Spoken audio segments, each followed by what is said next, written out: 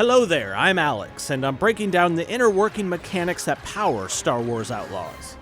I recently had 4 hours of hands-on time with an early preview build, and there's a lot of details to unpack, so let's get into it.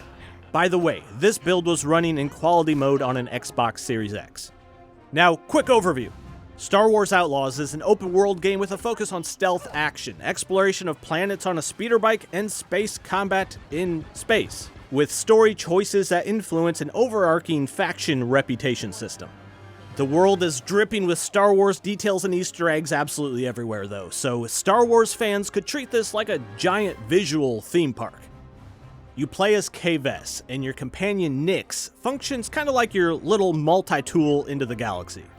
This adorably lethal creature can be used to bring things right over to you like weapons, distract enemies with an awkward flop over, open doors for you so you can tactically enter with your blaster raised, or do a pretty convincing head crab impersonation. Something else I like to use Nix for is to steal directly from the Empire.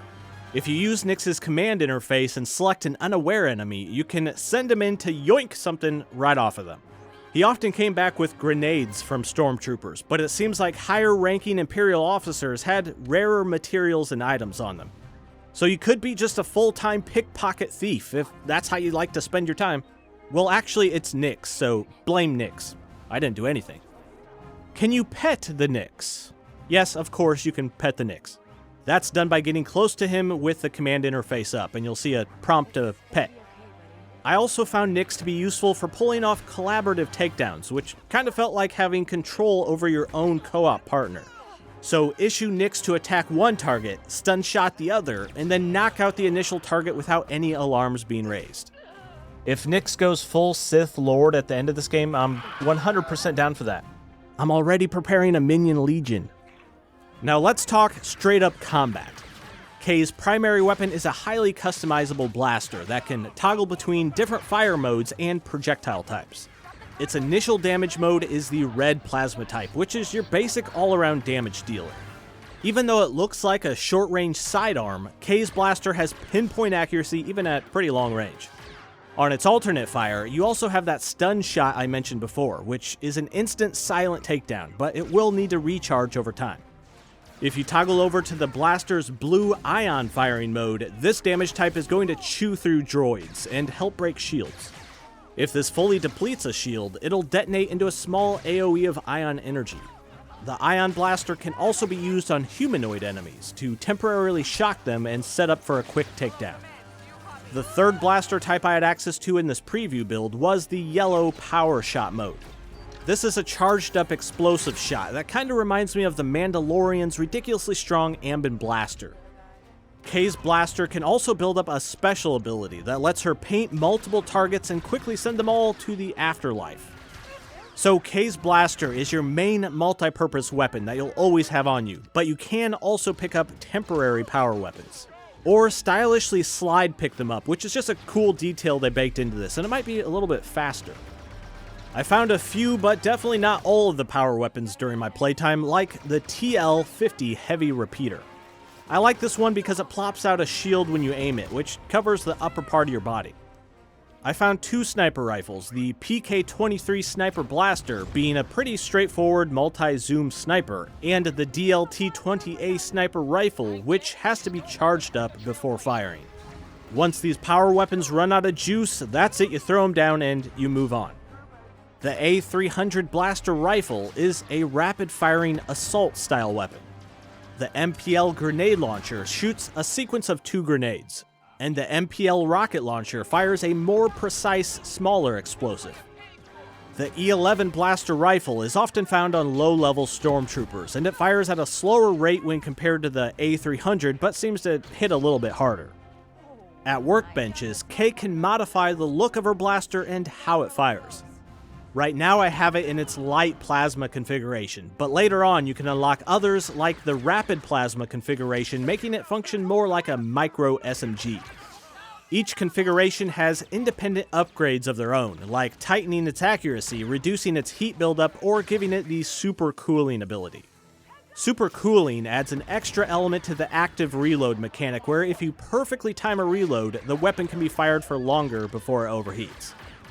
When interacting with a mechanic, your ship can be customized and upgraded in a similar way to your blaster. You can change your ship's primary cannon, its launcher, like its missiles, its active turret, propulsion engine, shield, and overall hull.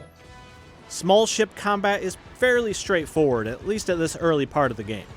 Something I did briefly notice though was that larger ships might have various sections that can be targeted and destroyed, like this engine I was hitting that was highlighted yellow. Out in space, you can also become wanted, not in the good way, and your wanted level is shown in this icon in the top left corner. If you want to clear your wanted level, you'll need to find one of these Imperial communication relays and shut it down to stop the search. Back on the ground, your speeder can also be customized with different parts and visual modifications. You can upgrade its core engine, handling system, armor, and landing repulsor, which functions as your impact absorbers. You can slap different paint jobs on your speeder, add a trinket, and a decorative trophy. And here's what it looks like with a boomstick on it. Yeah, I think I need to get me one of these. Now, the game's built-in faction reputation system has you building trust or making enemies out of the Pike Syndicate, Crimson Dawn, the Hutt Cartel, and the Ashiga clan. In cities, a faction's district might be fully accessible to you or entirely hostile to you depending on your relationship with them. Choices made during missions will ebb and flow these relationships, or you can complete optional contracts if you're trying to squeeze some extra points with a specific faction. If you have a terrible reputation with a faction, a kill squad is sent to hunt you down. You'll get shot at on sight in their district. Most NPCs of that faction won't talk to you, and their merchants will charge you a lot more than normal. A bad reputation with a faction functions mostly the same, you just won't have that lovely kill squad trying to end your life. If you have the neutral poor relationship with a faction, they'll still attack you in their district, but most of the faction's NPCs will give you a chance to earn their trust with associated missions.